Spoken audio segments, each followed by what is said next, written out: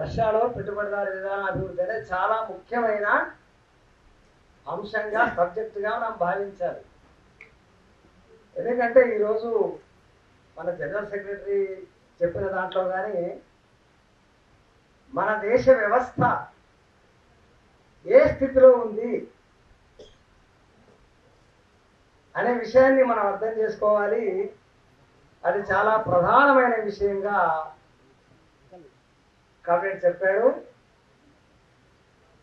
మన అధ్యక్షురాలు కూడా చెప్పబోయే ముందు రష్యా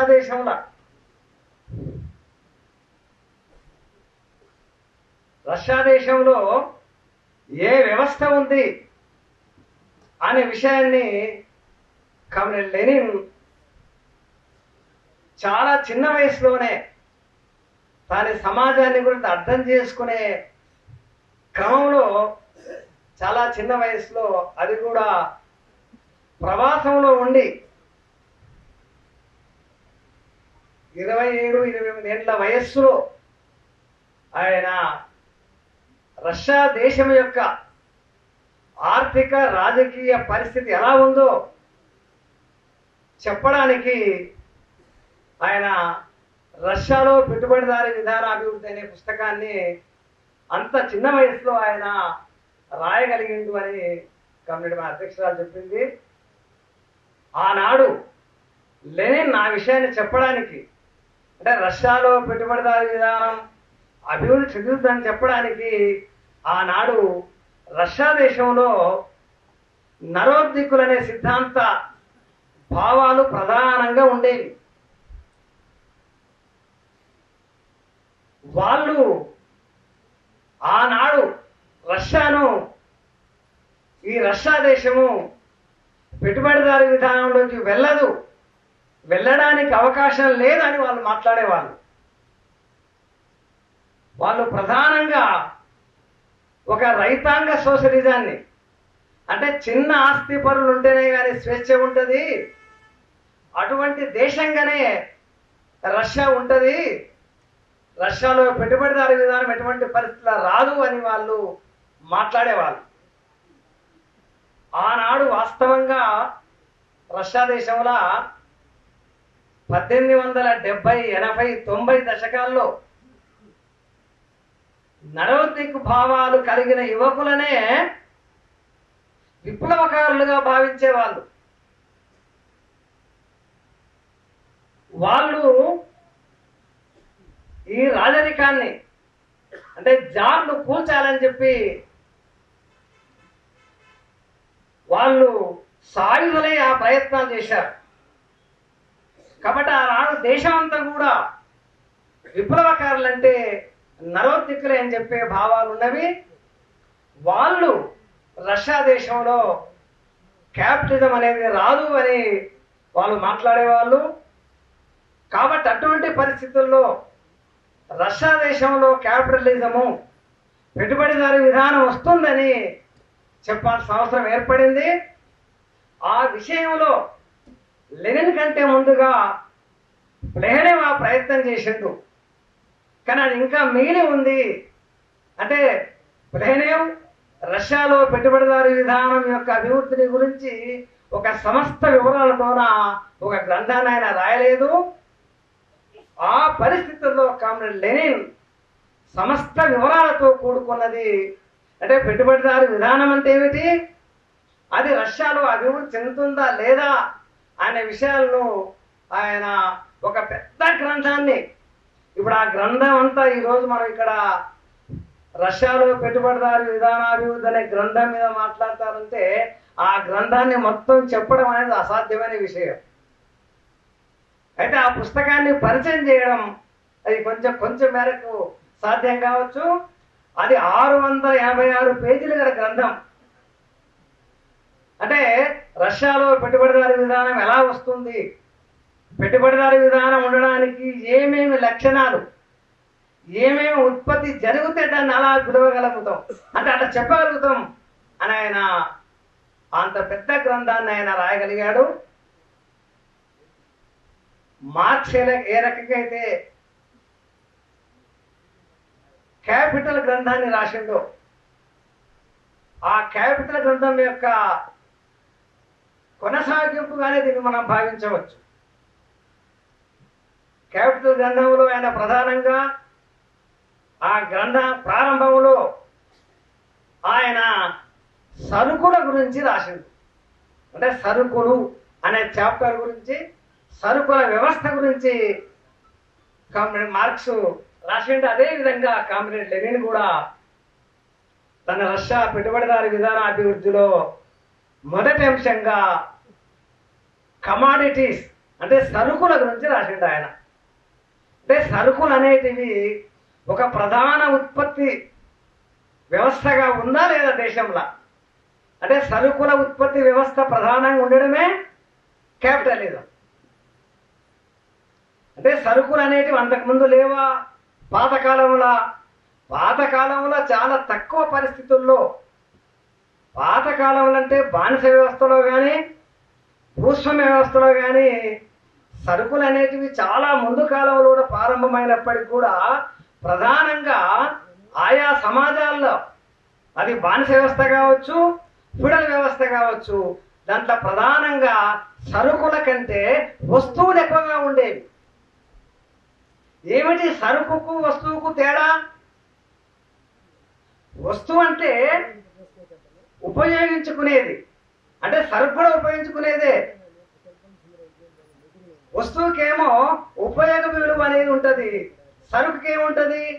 ఉపయోగ విలువతో పాటు మారక విలువ ఉంటుంది. అది అమ్మకం కోసం తయారు చేయబడ్డదిగా ఉంటుంది. వస్తువు అమ్మకం కోసం తయారు చేయబడ్డదిగా ఉండదు, మనం వాడుకోవడానికి ఉంటుంది.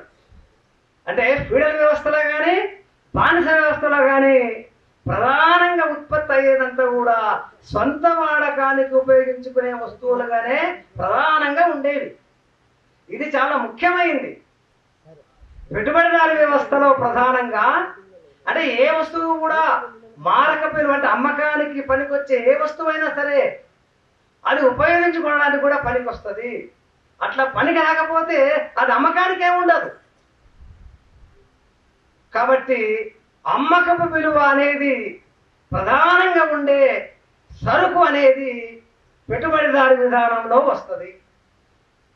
అటువంటిది ఎలా వస్తుంది, ఎందుకు వస్తుంది అంటే ఆయన చెప్పింది ఏంటంటే డివిజన్ ఆఫ్ లేబర్ ఉంటుంది. అంటే డివిజన్ ఆఫ్ లేబర్ పాతకాలంలో ఉన్నా కూడా పెట్టుబడిదారీ విధాన కాలంలో అది విస్తృతంగా డెవలప్ అయిపోతుంది. డివిజన్ ఆఫ్ లేబర్ అంటే కొంతమంది కొన్ని పనులు చేస్తారు, కొంతమంది కొన్ని పనులు చేస్తారు, లేదా కొన్ని వస్తువులను కొందరు చేస్తారు. ఆ వస్తువులనే వివిధ భాగాలుగా కూడా కొందరు తయారు చేస్తారు. ఉదాహరణకు ముడి సరుకులు కొంతమంది తయారు చేస్తారు, పత్తి పండుతుంది, లేదా రకరకాలవన్నీ కూడా పండే అవకాశం ఉంటుంది. ఆ ముడి సరుకులు పరిశ్రమకు ఉపయోగపడతాయి, పరిశ్రమలో వస్తువులు తయారవుతాయి. వస్తువులు కూడా పూర్తి వస్తువు తయారు కాకుండా మీరు చూడండి, మనం వస్త్ర పరిశ్రమలు తీసుకోవచ్చు. ముందు కాటన్ తయారవుతుంది, కాటన్ మిల్స్ ఉంటాయి. తర్వాత ఏమవుతుంది, వస్త్రాలు తయారయ్యేవి ఉంటాయి. తర్వాత దాంట్లో కూడా రకరకాల అద్దకం ఉంటుంది, ఇంకా ఏముంటుంది అంటే ఒక్క వస్తువు తయారు చేయడానికి అనేక భాగాలుగా కూడా తయారు చేసిన పరిస్థితి. అంటే అనేక భాగాలుగా కూడా శ్రమ విభజనకు గురవుతుంది. అవన్నీ కూడా ఏం కావాలి, మారకానికి గురి కావాలి. అంటే ఒకరు తయారు చేసినవి మరొకరికి మారాలంటే అమ్మకం ద్వారానే మారకం తయారవుతుంది, మారకం జరుగుతుంది. కాబట్టి డివిజన్ ఆఫ్ లేబర్ అనేది పెట్టుబడిదారీ విధానంలో విస్తృతంగా ఉంటుంది. కాబట్టి సరుకుల వ్యవస్థ అనేది సరుకులే ప్రధానంగా ఉంటవి పెట్టుబడిదారీ విధానం అనేది మార్క్స్ క్యాపిటల్లో చెప్పిండు. అటువంటిది రష్యాలో కూడా జరుగుతుంది ఆయన చెప్పగలిగింది. సరుకుల వ్యవస్థ అనేది ప్రధానంగా రష్యాలో ఈరోజు కొనసాగుతుంది. పెట్టుబడిదారీ విధానం అనేది అభివృద్ధి చెందుతుంది రష్యాలో అని లెనిన్ మొదటి చాప్టర్లో ఆయన ఆ విషయాన్ని చెప్పగలిగింది. తర్వాత ఏం చెప్పండి ఆయన, పెట్టుబడిదారీ సమాజంలో పారిశ్రామిక సమాజం లేదా పరిశ్రమల్లో పనిచేసే వాళ్ళు రోజు రోజుకు పెరుగుతూ ఉంటారు. వ్యవసాయంలో పనిచేసే వాళ్ళు తగ్గుతూ ఉంటారు. ఇది ఒక పెద్ద ముఖ్యమైన లక్షణంగా ఉంటుంది. అంటే పారిశ్రామిక వస్తువులు తయారు చేసే వర్కర్స్ ఎక్కువ మంది అవుతుంటారు, వ్యవసాయంలో పనిచేసే వాళ్ళు ఏమవుతుంటారు తగ్గుతూ ఉంటారు. ఇది ఒక లక్షణంగా ఉంటుంది. అంటే పట్టణాలు పెరుగుతూ ఉంటాయి, గ్రామాల సంఖ్య జనసంఖ్య పట్టణాలతో పట్టణాలు ఏ రకంగా పెరుగుతూ ఉంటాయో ఆ రకంగా గ్రామాలు పెరగవు, తక్కువ స్థాయిలో పెరుగుతాయి, పట్టణాలు పెద్ద స్థాయిలో పెరుగుతాయి. అంటే ఈ రకమైన పారిశ్రామిక పాపులేషన్ అనేది ప్రజలు అనేది ఎక్కువ సంఖ్యలో పెరుగుతూ ఉంటారు. అటువంటి రష్యాలో కొనసాగుతూనే ఉంది, ఆయన రుజువు చేయగలిగింది. అంతేకాకుండా కామ్రేడ్స్, పెట్టుబడిదారు సమాజంలో చిన్న ఉత్పత్తి విధానం అంటే స్మాల్ ప్రొడక్షన్ విధానం, అంటే చిన్న రైతులు కావచ్చు, చిన్న వ్యాపారస్తులు కావచ్చు, వాళ్ళు నాశనానికి గురవుతుంటారు, వాళ్ళు తగ్గిపోతూ ఉంటారు, పెద్ద పరిశ్రమలు అనేవి పెరుగుతూ ఉంటాయి. అంటే చిన్న ఉత్పత్తి విధానం అనేది నాశనం అవుతుంటుంది అనేది ఒక చాలా ప్రధానమైన విషయం. అది రష్యాలో ఆనాడు చిన్న ఉత్పత్తి విధానం అనేది నశిస్తూ పెద్ద ఉత్పత్తి విధానం అనేది పెరుగుతూ ఉండే ఒక లక్షణం రష్యాలో కొనసాగింది. అంటే ఈ విషయాన్ని నేను ఇంతమంది చెప్పినట్టుగా ఎందుకు మనకు ముఖ్యమైనదంటే అలాంటి యొక్క లక్షణాలు అలాంటి యొక్క అభివృద్ధి మన దేశంలో కూడా ఉందా లేదా మనం పరిశీలించాలి. అంటే చిన్న ఉత్పత్తి స్థానంలో పెద్ద ఉత్పత్తి విధానం రావడం అనేది ఆ రష్యాలో అభివృద్ధి చెందుతూ ఉన్నది. అందుకని రష్యా దేశం అనేది క్యాపిటలిస్ట్ వ్యవస్థగా అంటే క్యాపిటలిస్ట్ ఉత్పత్తి విధానంలోకి వెళ్తూ ఉంది అనేది. అంటే ఇటువంటి ఉత్పత్తి విధానం వెళ్ళడాన్ని నరోద్దిక్కులు అటువంటి ఉత్పత్తి విధానము మన దేశంలో రాదు అనే యొక్క భావాలను ఈయన ఓడించడం కోసం ఆ వాస్తవాలన్నింటినీ కూడా చూపించి ఈ గ్రంథం రాయవలసి వచ్చింది. ఆయన అంటే పెట్టుబడిదారీ విధానం అనేది ప్రపంచవ్యాప్తంగా కూడా అభివృద్ధి చెందుతుంది. ఇటువంటి అభివృద్ధిని అంటే ఇటువంటి యొక్క అభివృద్ధి క్రమాన్ని ఎవరు ఆపలేరు అని చెప్పిండు ఆయన. అంటే ఇదేదో కొంతమంది వ్యక్తులు అనుకోవడం వల్ల రావడం కాదు, ఉత్పత్తి శక్తుల్లో వచ్చిన మార్పు మూలంగా ఇది వస్తుంది. అంటే ఎవరు అనుకోవడము అంటే ఎవరు అభిప్రాయాల మూలంగా ఇట్లాంటి మార్పు జరగదు. ఉత్పత్తి శక్తుల్లో మార్పు రావడం మూలంగా ఇటువంటి యొక్క అభివృద్ధి జరుగుతుంది. దీన్ని ఎవరు కాదనలేరు, ఎవరు దీన్ని ఆపలేరు అని కూడా ఆయన చెప్పిండు. అంటే ఒక్క విషయాన్ని మనం గమనించాలి ఏమిటంటే అంటే పెట్టుబడిదారీ విధానాన్ని ఎవరు ఆపలేరు, అది వచ్చి తీరుతుందంటే అది ప్రజలకు అనుకూలమైందా, అంటే దాన్ని మనం మద్దతు ఇవ్వాలనా, అంటే దాని పట్ల మనం ఎలా ఉండాలనే సమస్య కూడా ఒకటి వస్తుంది. ఎందుకంటే ఆ రోజు ఆయన చెప్పింది ఏంటంటే పెట్టుబడిదారీ విధానం అనేది అది రావడం అనేది తప్పనిసరి విషయం, కానీ ప్రజలకు అనుకూలంగా అంటే ప్రజలకు అనుకూలమైన పెట్టుబడిదారీ విధానము గత కాలంలో అభివృద్ధి చెందింది. అంటే వికాస దశలో అంటే పెట్టుబడిదారీ విధానము వికాస దశలో అంటే అది డెవలప్ అవుతున్న అంటే ఫ్రీ కాంపిటీషన్ ఉన్న దశలో ఆ రకమైన ప్రజలకు కూడా ఉద్యోగాలు తగినంత దొరకడం వల్ల కూడా క్యాపిటల్ డెవలప్ అయింది.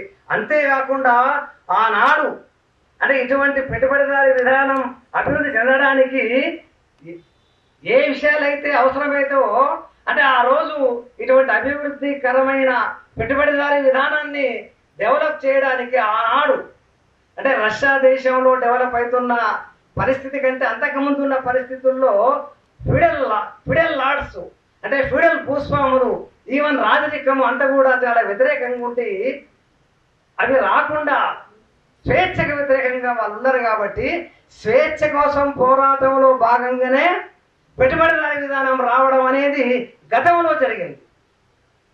అంటే స్వేచ్ఛ కోసం పోరాటము పెట్టుబడిదారీ విధాన అభివృద్ధి రెండు కలగలిసే జరిగినవి గతంలో. మనం అర్థం చేసుకోవాలి. అంటే పెట్టుబడిదారీ విధాన అభివృద్ధి జరగాలంటే ఏముండాలి అంటే ఫ్యూడల్ లార్డ్స్కు ఫ్యూడల్ భూస్వాములకు వ్యతిరేకంగా పోరాటం చేయకుంటే పెట్టుబడిదారీ విధాన అభివృద్ధి కాని స్థితి ఒకనాడు ఉండేది. అంటే రష్యాలో జార్ పరిపాలనలో ఎట్లా పెట్టుబడిదారు విధానం డెవలప్ అవుతుంది, జార్ ఎట్లా డెవలప్ చేయడానికి అవకాశం కలిగిస్తాడనే సమస్య ఇక్కడ వస్తుంది. కానీ పరిస్థితి ఎంతగా డెవలప్ అయిపోయిందంటే ఆనాడు అంతకుముందు పెట్టుబడిదారులు భూస్వాములకు వ్యతిరేకంగా పోరాటం చేసి పెట్టుబడిదారు విధానాన్ని డెవలప్ చేయడానికి ప్రజాస్వామ్యం కోసం పోరాటం చేసిండ్రు. అటువంటి దేశాలన్నీ తర్వాత ఏమైనామంటే సామ్రాజ్యవాద దేశాలుగా మారినవి. అవన్నీ ఏమైనవి? సామ్రాజ్యవాద దేశాలుగా మారినవి. అదేవిధంగా రష్యాలో కూడా అంటే పెట్టుబడిదారు విధానం అనేది గుత్త పెట్టుబడిదారు విధాన దశలో కూడా రష్యా వెళ్ళి ఆ పరిస్థితుల్లో ఫీడల్ భూస్వాములను ఆ డెవలప్ అయిన గుత్త పెట్టుబడిదారులు ఏం చేసిందంటే వాళ్ళతో రాజీ చేసుకోగలిగింది. వాళ్ళు అంటే గుత్త పెట్టుబడిదారులు భూస్వాములు కూడా రాజీ పడి పైనుంచి అంటే ఫీడల్ భూస్వామ్యం నష్టం కలగని పద్ధతిలో పెట్టుబడిదారు విధానం అభివృద్ధి కావడానికి ఆనాడు జార్ అటువంటి అవకాశం ఇచ్చిండు.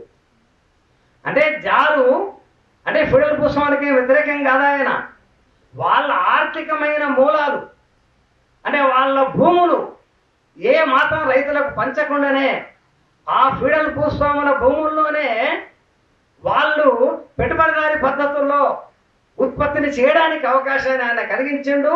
లేదా వాళ్ళకి ఆ పని చేసుకోనికి చేత కాకపోతే వాళ్ళు ఏం చేయొచ్చు, తమ భూములను ఎవరైతే పెట్టుబడిదారి పద్ధతిలో ఉత్పత్తి చేయడానికి ఉంటారో వాళ్ళకి అమ్మడానికి కూడా వాళ్ళకి అవకాశం ఇచ్చిండు. అంటే ఆ రకంగా రైతులకు అనుకూలం కాకుండా రైతులకు వ్యతిరేకంగా కూడా అంటే ప్రజాస్వామ్యానికి వ్యతిరేకంగా కూడా రష్యా దేశంలో పెట్టుబడిదారు విధానం అనేది డెవలప్ అయింది. అంటే రెండు రకాలుగా డెవలప్ అవుతుంది పెట్టుబడిదారు విధానం అని లెనిన్ చెప్పిండు. అంటే వికాస దశలో అంటే ఫీడల్ భూస్వాములకు వ్యతిరేకంగా ప్రజాస్వామ్యం కోసం పోరాడే క్రమంలో పెట్టుబడిదారు విధానం డెవలప్ అయ్యే దశ ఒకటి ఉంది. రష్యాలో అట్లా కాకుండా భూస్వాములకు అనుకూలంగానే వాళ్ళు ఉత్పత్తి పద్ధతిని మార్చడానికి అవకాశం ఇస్తూ పెట్టుబడిదారు విధానం డెవలప్ చేయడానికి అక్కడ అవకాశం ఉంది. అంటే ఇది రెండవ రకమైంది. ఈ పద్ధతిలో రష్యాలో పెట్టుబడిదారు విధానం డెవలప్ అవుతుందని ఆయన చెప్పారు. అందుకనే చిన్న ఉత్పత్తి వ్యవస్థ నాశనమైతూ పెద్ద ఉత్పత్తి వ్యవస్థ అనేది డెవలప్ అవుతూ పోతుంది అనేది ఆనాడు రష్యాలో జరిగింది. జరుగుతున్న పరిస్థితుల్లో ఆయన అటువంటి పుస్తకాన్ని రాయగలిగిండు. మనం కూడా మన దేశంలో అటువంటి పరిస్థితి ఉందా లేదా మనం అందరం ఆలోచన చేయాలి. అంటే చిన్న ఉత్పత్తి విధానం అనేది నాశనం అవుతుందా లేదా, అంటే ఇది పెద్ద ఉత్పత్తి విధానంలోకి వెళ్తుందా లేదా అనేది. అంటే ఆ రకంగా పెట్టుబడిదారి విధానంలో చిన్న ఉత్పత్తి నాశనమై పెద్ద ఉత్పత్తి విధానం అనేది డెవలప్ అవుతుంది అనేది ఒక ముఖ్యమైన లక్షణంగా పెట్టుబడిదారి విధానంలో ఉంటుంది. అటువంటి విధానం అనేది రష్యాలో కొనసాగుతుంది అని చెప్పడానికి ప్రయత్నం చేసిండు. అదేవిధంగా ఒక ముఖ్యమైన విషయం ఏంటంటే సరుకులు అనేటివి వస్తువులు సరుకులుగా మారడం అనేది సాధారణమైన విషయం. అంటే వస్తువులు సరుకులుగా విస్తృతంగా మారడం అనేది అంటే ప్రధానంగా అమ్మకం కోసమే వస్తువులు తయారు చేయడం అనేది రష్యాలో జరుగుతుంది అని ఆయన పుస్తకంలో వివరించాడు. అంతేకాకుండా ఒక ముఖ్యమైన సరుకు ఏమిటంటే శ్రమశక్తి అనేది సరుకుగా మారడం. శ్రమశక్తి అనేది సరుకుగా మారడం అనేది చాలా ముఖ్యమైనది. అటువంటిది కూడా రష్యాలో కొనసాగుతుంది. శ్రమశక్తి అనేది సరుకుగా మారుతుంది. అంటే శ్రమశక్తిని సరుకుగా మారడం అనేది గత సమాజంలో లేని విషయం. అది పెట్టుబడిదారీ సమాజంలోనే ఉండే విషయం అది. కాబట్టి అంటే ఈ రకంగా ఈ లక్షణం అన్నిట్లా చూస్తే రష్యాలో కొనసాగుతున్నది పెట్టుబడిదారీ విధానమే అని ఆయన రుజువు చేయగలిగింది. మళ్ళీ ఇప్పుడు ఈ క్లాసులో శ్రమశక్తి సరుకుగా ఎట్లా మారింది అంటే మారడానికి ఏమేమి కారణాలు ఉంటుంది అంటే ఇవన్నీ చెప్పడం కాదు, కానీ శ్రమశక్తి అనేది సరుకుగా మారింది. అంటే శ్రమశక్తిని కార్మికుడు యజమానికి అమ్ముకుంటాడు. అంటే రెక్కలు తప్ప అంటే ఉత్పత్తి సాధనాలన్నీ ఇంతకుముందు మనం ఏం మాట్లాడితే ఇంతకుముందు ఏం చెప్తారంటే చిన్న ఉత్పత్తిదారులు నాశనం అవుతారు. చిన్న ఉత్పత్తులు నాశనం కావడం అంటే అది ఏమిటి లక్షణం? పెట్టుబడిదారి ఉత్పత్తి రావడం యొక్క లక్షణం అది. చిన్న ఉత్పత్తిదారులు నాశనమై వాళ్ళు ఏమవుతారు? శ్రమ నమ్ముకునే పరిస్థితికి వస్తారు. అంటే శ్రమ నమ్ముకునే పరిస్థితికి చిన్న ఉత్పత్తిదారులు, రైతులు కానివ్వండి, చేతి వృత్తుల వాళ్ళు కానివ్వండి, వీళ్ళందరూ కూడా తమ వృత్తులు కోల్పోయి వాళ్ళు ఏం చేసుకోవాలి? శ్రమశక్తిని అమ్ముకోవాలి. అంటే అటువంటి యొక్క పరిస్థితి అనేది రష్యాలో కొనసాగుతుంది. అట్లా శ్రమశక్తిని అమ్ముకునే పరిస్థితి ఎక్కడైతే ఉంటుందో ఆ సమాజాలను పెట్టుబడిదారి సమాజాలు అంటాం. అది చాలా ముఖ్యమైన విషయం. దాని తర్వాత కమ్రేడ్ లెనిన్ అంటే ఇవన్నీ కూడా జరగడానికి రైతాంగం అనేది ఒకప్పుడు బానిస రైతులుగా ఉండేవాళ్ళు, అంటే అర్ధ బానిస రైతులుగా ఉండేవాళ్ళు ఎక్కడైనా ప్రపంచమంతా కూడా. తర్వాత ఈరోజు రైతులు రష్యాలో కూడా రైతులందరూ ఒకటే విధంగా లేరు. అంటే రైతులందరూ ఏ తేడాలు లేకుండా ఉండడం అనేది ఏమిటంటే అది భూస్వామ్య విధానానికి గుర్తు. అంటే రైతులందరూ ఒకే తరహాగా ఉండడం, తరతమ కొంచెం తేడా కాదు, ఉత్పత్తిని చేసే విధానంలో, ఉత్పత్తిని రైతులు చేసే విధానంలో అంటే ఒక ప్రకృతి సేద్యం ఉంటుంది ఫీడలిజంలో. అంటే ఏ మాత్రం ఎరువులు కానీ యంత్రాలు కానీ ఏమి ఉపయోగించుకోని స్థితి ఉంటుంది అక్కడ. అంతేకాకుండా కుటుంబ సభ్యులే ప్రధానంగా శ్రమ చేసే పద్ధతి ఉంటుంది. అంటే రైతులు గత కాలంలో ఎలా పనిచేసే వాళ్ళంటే, ఎలా ఉత్పత్తి చేసేవాళ్ళంటే తమ కుటుంబ సభ్యుల శ్రమ చేతనే ఉత్పత్తి చేసేవాళ్ళు. తర్వాత కాలంలో ఏమైపోయిందంటే కుటుంబ సభ్యుల శ్రమ కాకుండా ఎప్పుడైతే శ్రమశక్తిని అమ్ముకునే పరిస్థితి వచ్చిందో సమాజంలో, శ్రమశక్తిని శ్రామికుడు అమ్ముకునే పరిస్థితి ఎప్పుడైతే సమాజంలో వచ్చిందో అప్పుడు శ్రమశక్తిని కొనుక్కోవడానికి రైతాంగంలో కూడా కొంతమంది తయారవుతారు. దీనికి కూడా కామ్రేడ్ అంటే శ్రమశక్తిని స్వేచ్ఛగా అమ్ముకోవడానికి ఏం పరిస్థితి దూరం చేసిందంటే జార్ కాలంలోనే 1861లో జార్ ఏం చేసిందంటే అర్ధ బానిసత్వాన్ని రద్దు చేసింది. అర్ధ బానిసత్వం అంటే నిర్బంధంగా శ్రమ చేసే పద్ధతి. మన దేశంలో వెట్టి చాకిరి అంటాం. వెట్టి చాకిరిని ఆయన రద్దు చేసిండు. అంటే మీరు స్వేచ్ఛగా ఎక్కడైనా శ్రమ చేసుకోవచ్చు అనే పద్ధతి ఎప్పుడైతే ఆయన అటువంటి శాసనం చేసిండో ఈ ఆస్తులు కోల్పోయిన వాళ్ళంతా ఎక్కడైనా తమ శ్రమశక్తిని అమ్ముకోవడానికి వాళ్ళు ప్రయత్నాలు చేసిండ్రు. అట్లా శ్రమశక్తిని అమ్ముకోవడానికి జనసంఖ్య తయారైంది.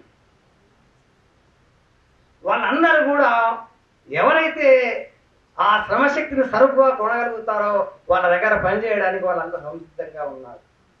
అంటే ఆ రకంగా అంతకు ముందు రైతాంగం అంతా కూడా తన కుటుంబ శ్రమ చేతనే ఉత్పత్తి చేసే వాళ్ళు కూడా దాంట్లో కొంతమంది శ్రమశక్తిని కొనుక్కునే వాళ్ళు తయారయ్యారు. ఆ రకంగా రైతాంగంలో విభజన ప్రారంభమైంది.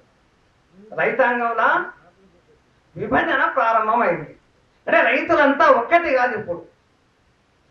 అంటే రైతులంతా ఒక్కటిగా లేకపోవడం అనేది ఒక ముఖ్యమైన లక్షణం పెట్టుబడిదారీ విధానంలో. అటువంటి ప్రాసెస్, అటువంటి క్రమం అనేది రష్యాలో కొనసాగుతుంది. ఆయన ఆ రకంగా కూలీలను ఉపయోగించుకొని అంటే శ్రమశక్తిని సరుకుగా కొనుక్కొని ఉత్పత్తి చేసేవాళ్ళు కొంత అభివృద్ధి చెందినారు. వాళ్ళు ఏం చేసిండ్రు అంటే ఇంకో విషయం ఏమొచ్చిందంటే రష్యాలో ఎక్కడైనా అది ఉంది. శ్రమశక్తి సరుకుగా మారడం అక్కడే కాకుండా భూమి సరుకుగా మారింది. భూస్వామ్య యుగంలో భూస్వామ్య ఉత్పత్తి వ్యవస్థ ప్రధానంగా కొనసాగే యుగంలో భూమి సరుకు కాదు. అంటే భూమి అమ్మకం కొనుక్కం అనేది గత ప్రజానికానికి తెలియదు. ఎప్పుడైతే భూమి జారేం చేసిండు అయ్యా మీ భూములు మీ దగ్గరే ఉంచుకోండి, మీరు పెట్టుబడిదారి పద్ధతుల్లో ఉత్పత్తి చేయండి, లేదా మీ భూమి మీ సొంతదారులు కాబట్టి మీరు అమ్ముకోవచ్చు. అంటే ఆ రకంగా ఏమైందంటే భూస్వాములు తమ భూములను అమ్ముకోవడం ప్రారంభం చేశారు. అంటే ఏమైంది, భూమి ఒక సరుకుగా మారింది. భూమి సరుకుగా మారడం అనేది కూడా పెట్టుబడిదారి విధానంలోనే ఉండే విషయం. అంటే అటువంటిది కూడా ఆయన లెక్కనిచ్చిండు. చాలా ఇన్ని లక్షల ఎకరాలంతా కూడా డబ్బున్న వాళ్ళు కొనేసిండ్రు అని చెప్పి. అవన్నీ కూడా మన దేశంలో అటువంటి అనేక ఉదాహరణ మనం చెప్పుకోవచ్చు. భూమి ఎక్కడికి వెళ్తుంది అంటే గత కాలం అంతా ఎలా ఉండేదంటే భూమి యొక్క కేంద్రీకరణ. భూమి ఎవరి దగ్గరికి పోయేదంటే బలవంతంగా భూములను లాక్కునే భూస్వాముల దగ్గరికి పోయేది. ఆ కేంద్రీకరణ అంతా ఎట్లా ఉండేది, భూస్వామ్య కేంద్రీకరణ జరిగేది. ఇప్పుడేం జరుగుతుంది, ఎవరితో డబ్బు ఉంటే వాడి దగ్గరికి భూమి పోతుంది. ఆనాడు రష్యాల ఎవరి దగ్గర డబ్బు ఉందో వాళ్ళ దగ్గరికి భూములు పోయినాయి. ఎందుకు పోగలిగినవి, భూమి సరుకుగా మారింది. అంటే రష్యాలో భూమి సరుకుగా మారిందని ఆయన లక్షల ఎకరాలను భూస్వాములు అమ్ముకున్న ఒక వివరాలు సంఖ్యను ఆయన ఆ పుస్తకంలో తెలియజేశారు. అంటే మన దేశము అంటే రష్యా దేశము పెట్టుబడిదారు దేశం అనడానికి ఇది ఒక పెద్ద గుర్తుగా ఆయన చెప్పగలిగింది.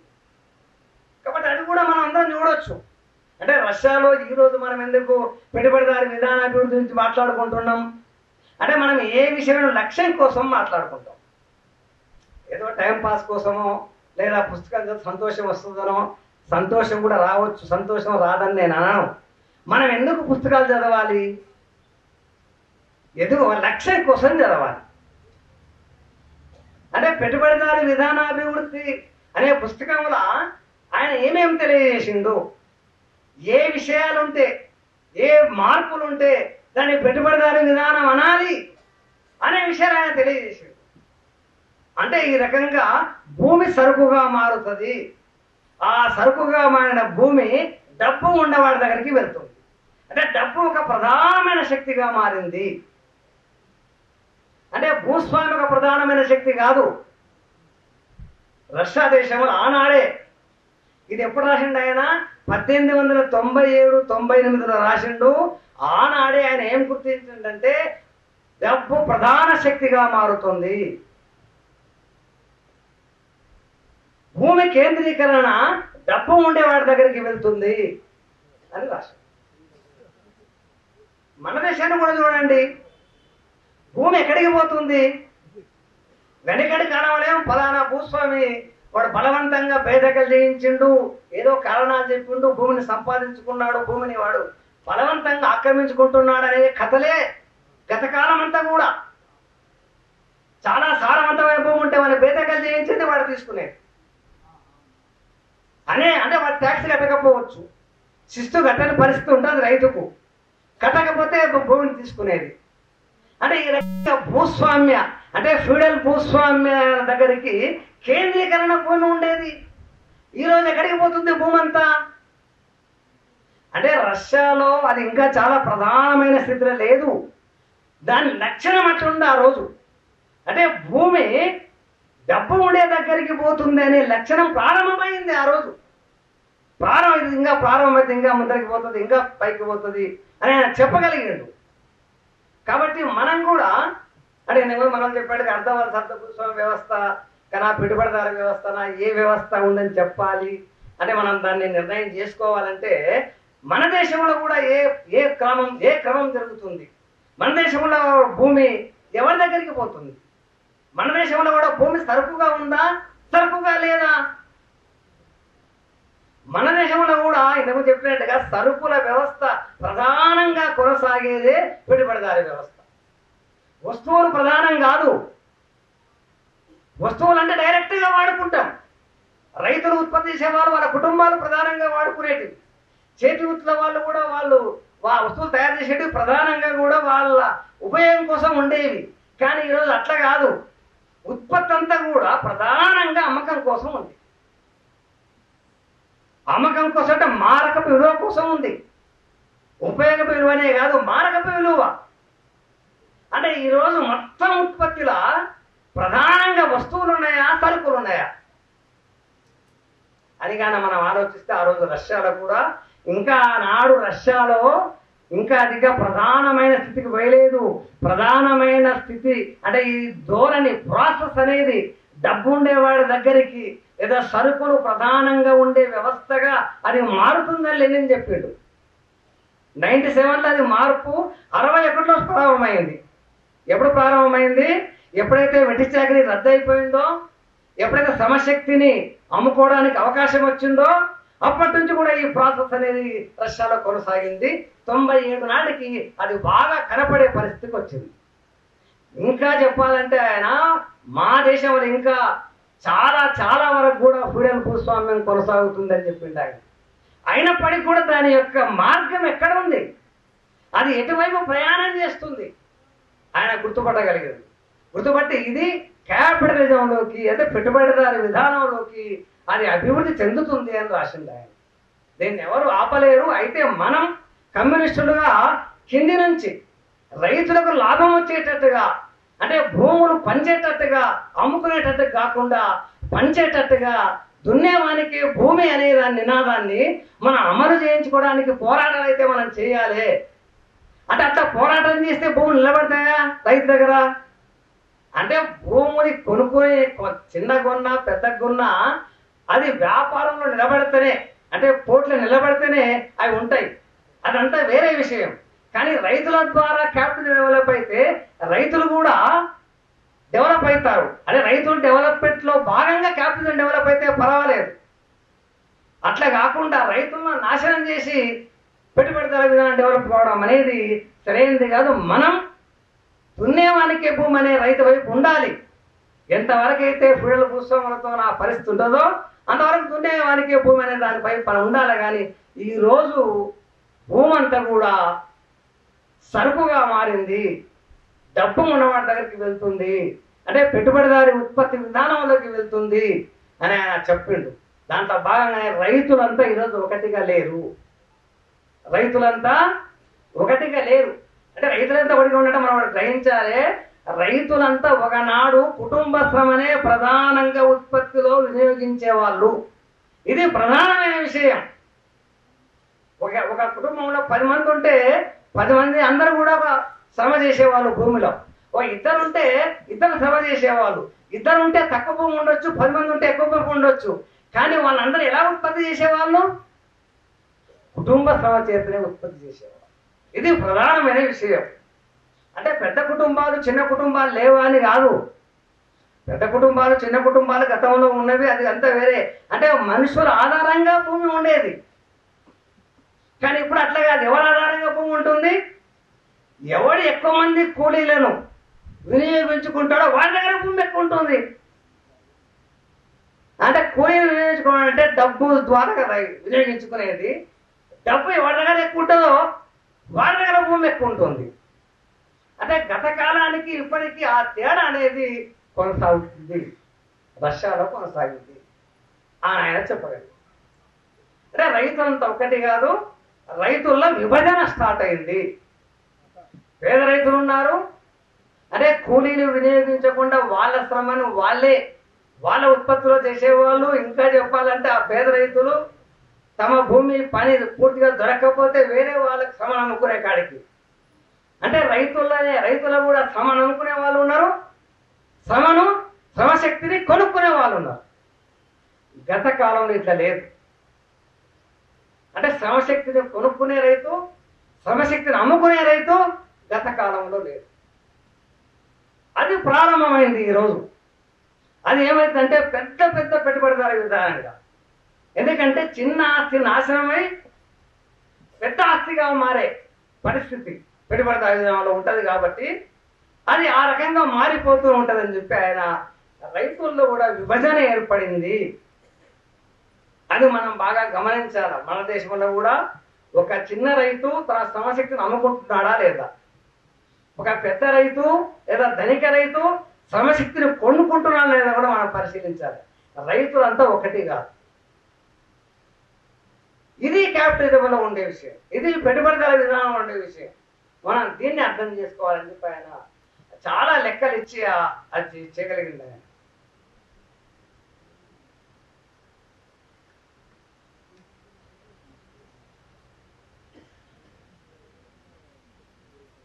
నేను ఇంకో విషయం చెప్తా. ఆయన కామ్రేడ్స్,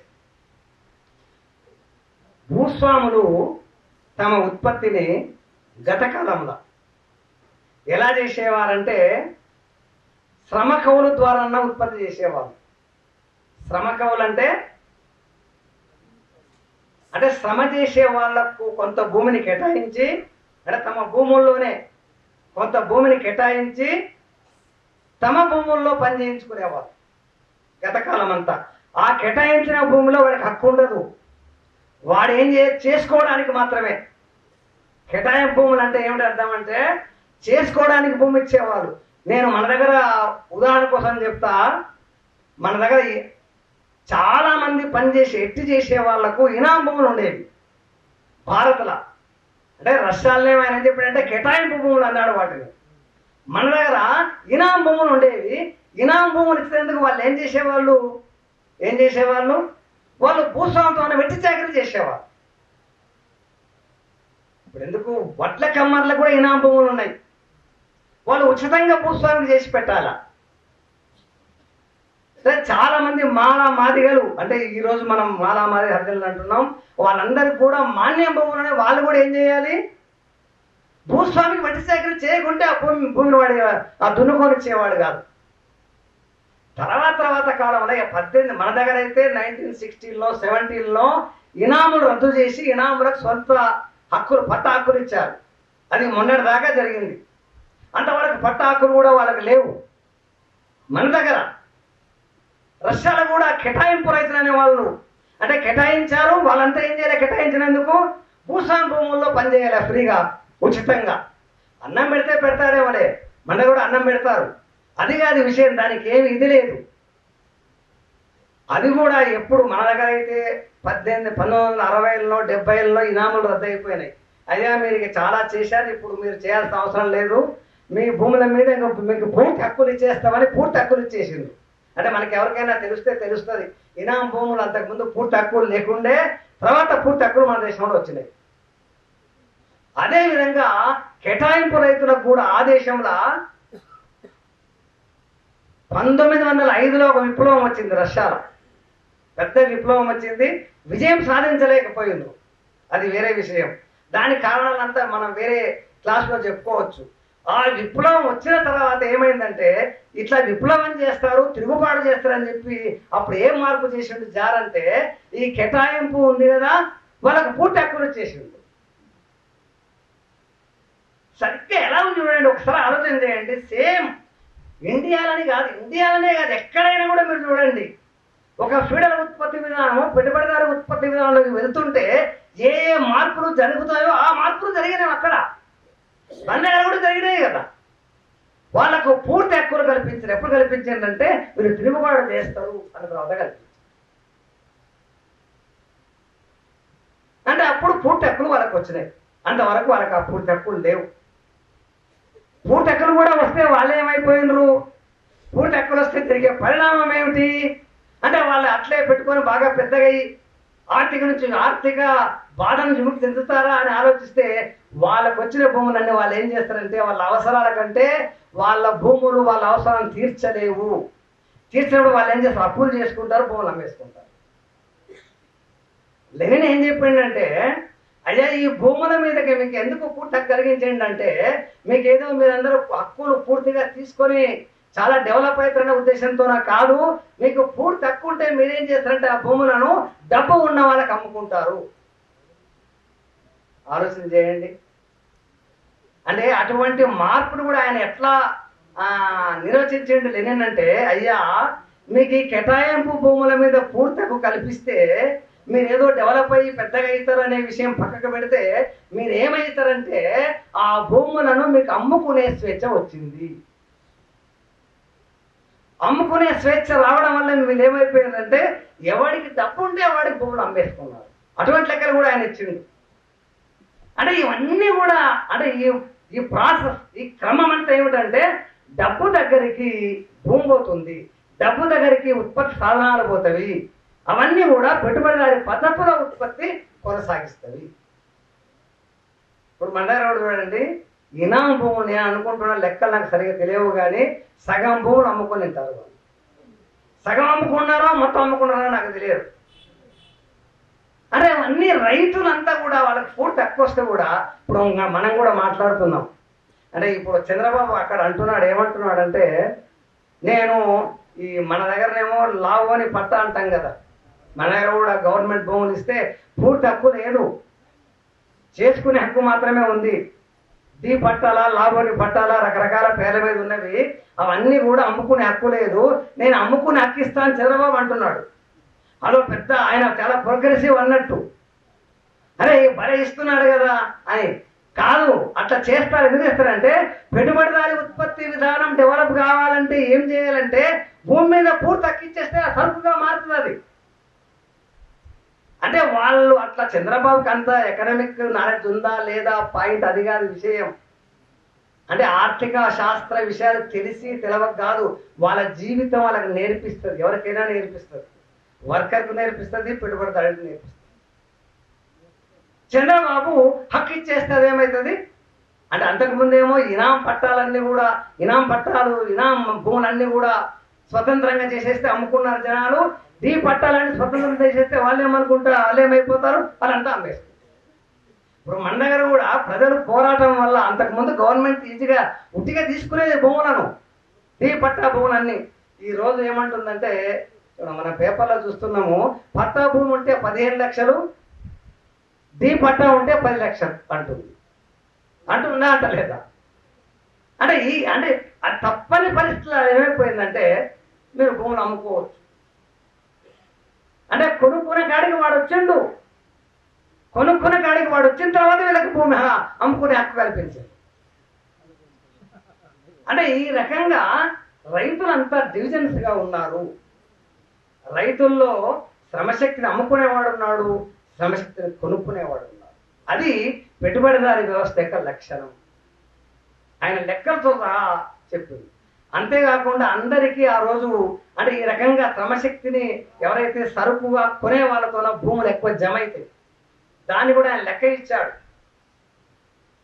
అంటే ఎంత శాతం మందికి ఎంత భూమి ఉంది అంటే రైతుల్లోనే, భూస్వాముల సంగతి కాదు, రైతుల్లోనే. ఇప్పుడు ఆ లెక్కలన్నీ తీసి చెప్పాల్సి వస్తుంది. అంటే ఆ రకంగా 15% రైతుల దగ్గర 50% భూములు ఉండేటమాట. అంటే వాళ్ళు సేద్యం చేసుకునే వాళ్ళు రెంటు అంటే కౌలన్న తీసుకుని ఉంటారు, భూమి అన్న కొని ఉంటారు. అంటే భూమి కొనుగోలు ద్వారా కానీ లీజుకు తీసుకోవడం ద్వారా కానీ 15% జనాభా గల రైతులు 50, 40, 50% భూములు కలిగి ఉండేవాళ్ళని లెక్కలు ఉన్నాయి. రైతుల్లోనే 60-70 మంది జనాభా ఉండే వాళ్ళతో 30-40% ఉంటే 15%తో 50% భూములు అని లెక్కలు ఇచ్చాడు ఆయన. అంటే ఎందుకట్లా వాళ్ళతో సమీకరించబడ్డామంటే, వాళ్ళు డబ్బు ఉండడం వల్ల వాళ్ళ భూమిని సమీకరించుకున్నారు, శ్రమశక్తిని సరుకుగా కొనడం ద్వారా వాళ్ళు సేద్యం చేయించగలిగారు. అదేవిధంగా పంటలు కూడా వాళ్ళు మొత్తం పంట పండే దాంట్లో వాళ్ళే 50-60% పండించేవాళ్ళు. అంటే ఈ రకంగా వాళ్ళంతా కూడా ఏం చేసుకుంటారు, వాళ్ళ ఇంటి కోసం పండిస్తారా? 15 మంది 50-60% కాదు, అమ్మకం కోసం పండిస్తారు. వాళ్ళు ఏం పండిస్తారు? సరుకులు పండిస్తారు, వస్తువులు కాదు. అంటే వాళ్ళంతా కూడా ఎవరంటే ధనిక రైతులు, పెట్టుబడిదారు రైతులు మా దేశంలో రష్యాలో అభివృద్ధి చెందుతున్నారు అని చెప్పింటారు. అంటే ఈ లక్షణాలన్నీ కూడా ఏమిటంటే, పెట్టుబడిదారి విధానం అనేది రష్యా దేశంలో అభివృద్ధి చెందుతుంది అని రాసింటారు. అంతేకాకుండా మొత్తం రైతాంగంలో కూడా కమర్షియల్ పంటలు అనేది ఎక్కువ తయారవుతున్నాయి. అంటే కమర్షియల్ ఇప్పుడు ఇంతకు చెప్పిందే అన్ని కమర్షియల్ పంటలు ఎక్కువ తయారవుతున్నాయి. ఇప్పుడు షుగర్ అంటే చెరుకు పంట, పసుపు పంట, ఇవన్నీ ఆ ఇంటి వాళ్ళు తినడానికైతే కాదు కదా, ఎవరైనా కూడా పసుపు, చెరుకు, ఇప్పుడు పామ్ ఆయిల్ అంటున్నారు. అంటే నేను మన దేశానికి అర్థం కావడం కోసం చెప్తుండా. అంటే ఇవన్నీ కూడా వ్యాపార సరుకులుగా రైతులు పంటలు పండిస్తారు. రష్యాలో ఆ రకమైన పంటలు పండించారు. అంటే ఈ రకంగా మనం అంటే వ్యవసాయంలో పెట్టుబడిదారి విధానం అనేది ఆ రకంగా అభివృద్ధి చెందుతుంది అని చెప్పి లెనిన్ తన పుస్తకంలో వివరించారు. కామ్రేడ్స్, అంతేకాకుండా కామ్రేడ్ లెనిన్ పరిశ్రమల్లో కూడా అంతకుముందు ఫ్యూడలిజంలో కూడా కొంత పారిశ్రామిక అంటే అట్లా వస్తువులు ఉండేటివి. అంటే చేనేత అంటే వస్త్రాలు తీసుకుంటే చేనేత చేతి వృత్తుల ద్వారా వస్త్రాలు తయారయ్యేటివి గతంలో. తర్వాత ఏమైనవి యంత్రాల ద్వారా మిల్ వస్త్రాలు వచ్చేసినాయి. అంటే చేతి వృత్తులు ప్రధానంగా ఉంటే దాన్ని ఏమంటాం? ఫ్యూడలిజం అనాలి. అంటే భూస్వామ్య విధానంలో మిగతా అన్ని ఎట్లా తయారవుతామంటే చేతి వృత్తుల ద్వారా తయారవుతాయి. పెట్టుబడిదారీ విధానం వల్ల యంత్రాల ద్వారా తయారవుతాయి. అంటే ఇప్పుడు వస్త్రాలు ప్రధానంగా చేతి వృత్తుల ద్వారా తయారవుతున్నాయా, యంత్రాల ద్వారా తయారవుతున్నాయా అనే లెక్కలు కూడా కామ్రేడ్ లెనిన్ ఇచ్చి వస్త్ర పరిశ్రమ అట్లా డెవలప్ అవుతుందని చెప్పి.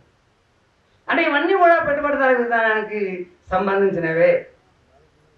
అంతకుముందు మన ఊర్లలో పిండి గిన్నెలు ఉండేవి కదా, రైస్ మిల్స్ ఉండేవి కాదు, పిండి గిన్నెలు ఉండేటివి. అట్లే కూడా వడ్లను బియ్యంగా చేసే మిల్లు కూడా చిన్నగా ఉండే ఊర్లలో. ఈరోజు అట్లాంటివి ఏమీ లేవు మన దగ్గర. అన్ని పెద్ద పెద్ద రైస్ మిల్స్ మరి అవునా కాదా? అంటే పెద్ద పెద్ద యంత్రాలు రావడం వల్ల అవన్నీ పోయి అంటే ఫ్యూడలిజంలో ఏ రకమైన ఉత్పత్తి సాధనాలు ఉండేవో అవన్నీ కూడా మారిపోయి యంత్రాలు ప్రధానంగా ఉండే పరిశ్రమగా అవి మారిపోయాయి. రైస్ మిల్స్ వచ్చినాయి. అదేవిధంగా కమ్మర్లు, వడ్ల కమ్మర్లు కూడా పనిచేసేవాళ్ళు.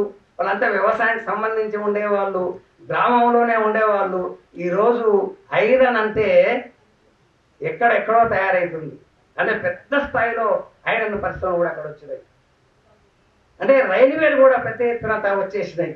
ఇవన్నీ కూడా ఫ్యూడలిజంలో భూస్వామ్య విధానంలో లేనటువంటిది. ఆయన రైళ్ల యొక్క డెవలప్మెంట్ ఎలా జరిగిందో, ఎట్లా ట్రాక్ ఎట్లా డెవలప్ అయినాయో, రైలు ఎట్లా డెవలప్ అయినాయో అవన్నీ లెక్కలు ఇచ్చింది ఆయన. ఇవన్నీ కూడా భూస్వామ్య విధానానికి సంబంధించిన విషయాలు కావు. ఇవన్నీ పెట్టుబడిదారీ విధానానికి సంబంధించిన విషయాలు.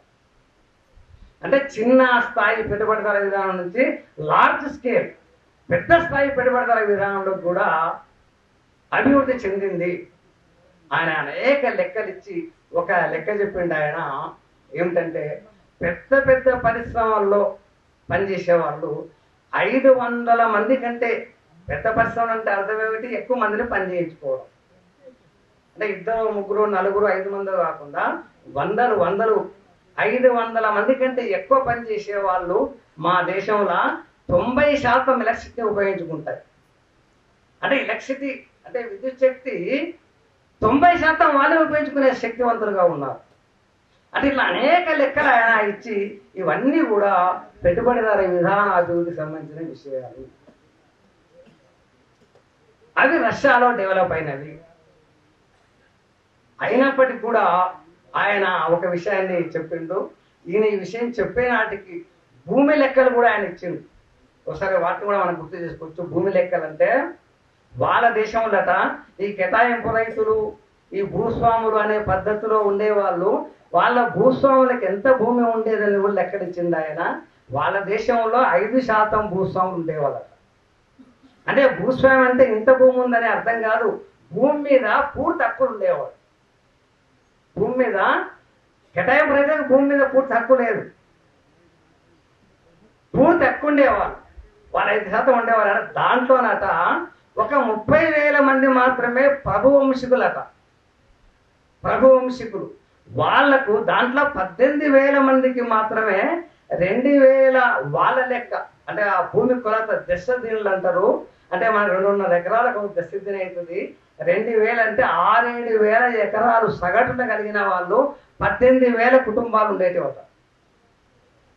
అంటే 6-7 ఎకరాలు కలిగిన వాళ్ళు 18,000 కుటుంబాలు ఆ దేశంలో ఉంటే ఆ దేశాన్ని ఆయన ఏమన్నాడంటే పెట్టుబడిదారీ విధానం అభివృద్ధి చెందుతుందని రాష్ట్రం.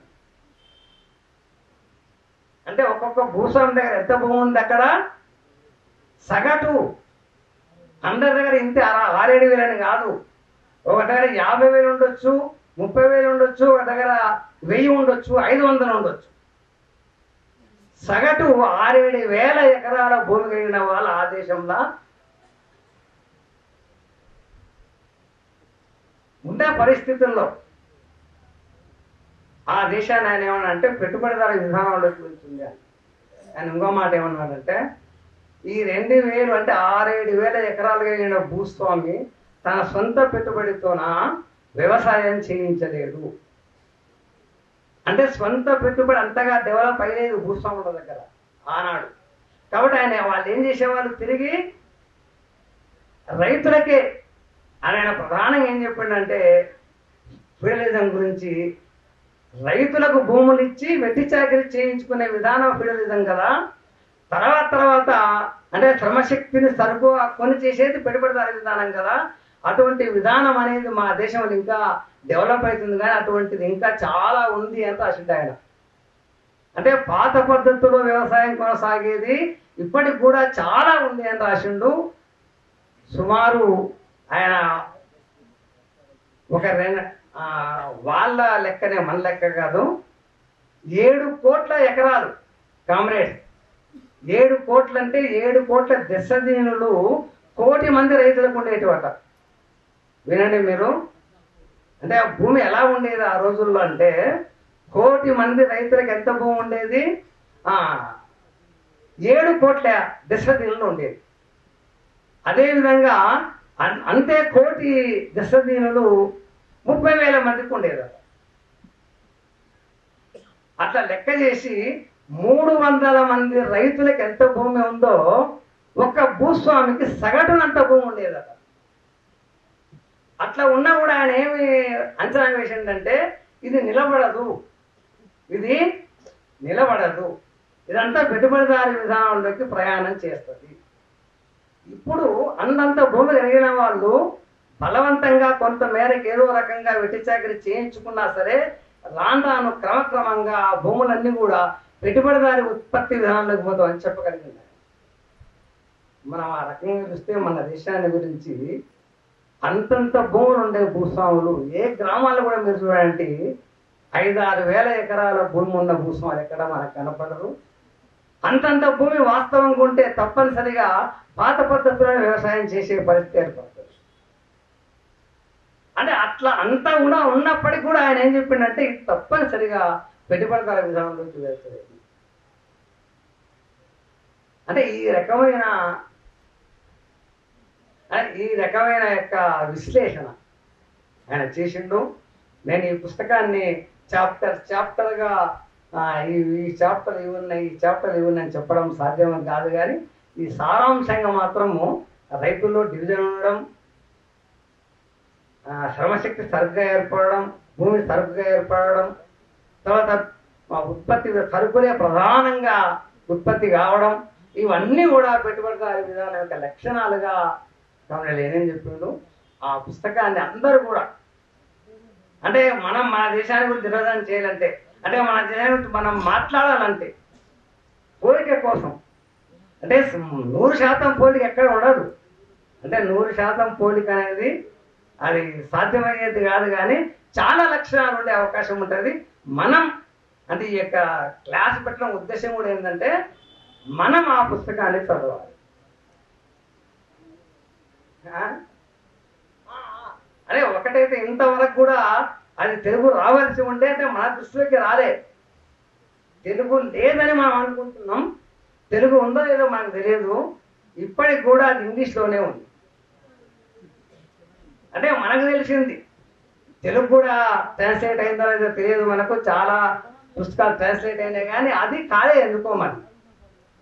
ఇప్పటికైనా ఇంగ్లీష్ ఇంగ్లీష్ భాష బాగా తెలిసిన వాళ్ళు ఉంటే తెలుగైతే మంచిదే, మన అందరికీ అందుబాటులోకి వస్తే చదువుకుంటాం, ఇంకా మనం గట్టిగా మాట్లాడగలుగుతాం. ఇంగ్లీష్ వచ్చిన వాళ్ళు ఆ పుస్తకాన్ని తెలుగు చేస్తే మంచిది. నేను ఈ సభాముఖంగా ఒక మాట చెప్పదలుచుకున్నా. మన సత్యనారాయణ రెడ్డి గారు ఉన్నారు, ఆయన చాలా దేవులపల్లి వెంకటేశ్వరరావు పుస్తకాలు 1000 పేజీలు ఇంగ్లీష్ తెలుగులోకి మార్చింది. అది చాలా పెద్ద విషయం, మంచి విషయము. సత్యనారాయణ గారు వాస్తవంగా ఈ లేని పుస్తకాన్ని మొత్తం తెలుగు చేస్తే అది చాలా బాగుండే అని నాకు అనిపిస్తుంది. తెలుగు అంతకుముందే వస్తేనేమో మంచిదే, రాలేదేమో అనుకుంటున్నా. ఆయన తెలుగు చేస్తే అది 686 పేజీలు. కాబట్టి ఒక సంవత్సరం అంతా కష్టపడి తెలుగు చేస్తే నా ఉద్దేశం ఏంటంటే మన కృషి, మన మీటింగులు, మన ప్రయత్నాలు చరిత్రలో నిలబడతావా నిలబడమని నాకు తెలియదు. ఇప్పటికి కూడా నిలబడాలనే చేస్తున్నాం, తెలియదు. కానీ ఆ పుస్తకాన్ని కానీ ట్రాన్స్లేట్ చేస్తే సత్యనారాయణ రెడ్డి పేరు ఎప్పటికి ఉంటుంది. కామ్రేడ్స్, ఇది నేను పుస్తకాన్ని జనరల్గా స్థూలంగా పరిచయం చేశాను. అందరూ చదువుకోవడానికి ప్రయత్నం చేయండి. ఈ అవకాశం ఇచ్చిన అంటే 1:35 అయింది. డెవలప్మెంట్ ఆఫ్ క్యాపిటలిజం అని ఉంది. రష్యాలో పెట్టుబడిదారీ విధానం ఉంది. Development of capitalism in Russia అనే పుస్తకం ఉంది. దాన్ని చూడండి. సత్యనారాయణ రెడ్డి కాకపోతే ఎవరైనా దాన్ని తెలుగు ట్రాన్స్లేట్ చేస్తే తప్పనిసరిగా చాలా గొప్ప పని చేసిన వాళ్ళు అవుతారు. ఈరోజు రామచంద్రారెడ్డి ఆయన గురించి ఆయన రాసినవి ఏమో మనకు తెలియదు. ఆయన రచయిత, మంచి రచయితే. కానీ ఆయన ఎలా తెలుసు మనకంటే లేని పుస్తకాలను తెలుగులోకి చేసిండు. మనం సదా గుర్తు పెట్టుకుంటాం రామచంద్రారెడ్డి పేరును. ఆయన రచనలు ఏమనో మనకు తెలియదు. ఒకసారి ఆలోచన చేయండి. నేను ఇంగ్లీష్ వచ్చిన వాళ్ళకు మరీ చెప్తున్నా, తప్పనిసరిగా అది గొప్ప. నేను ఆయన కీర్తి కోసం కూడా నేను చెప్పడం లేదు, చాలా ఉపయోగపడుతుందని చెప్తున్నా. కీర్తి కోసం వచ్చిందా, కీర్తి కోసం మనం ఉండాలా ఉండకూడదా అనే సమస్య కాదు, కానీ అది చాలా ఉపయోగపడుతుంది. దాన్ని తెలుగులోకి చేయాల. ఆ సంకలిత రచనలు 9 చేసేది కదా, దాంట్లో లేదు. దాన్ని చేయాలి అని చెప్పి నేను మరోసారి కామరేడ్ని కోరుకుంటూ ఈ అవకాశం ఇచ్చిన వేదికకు ధన్యవాదాలు చేస్తున్నాను.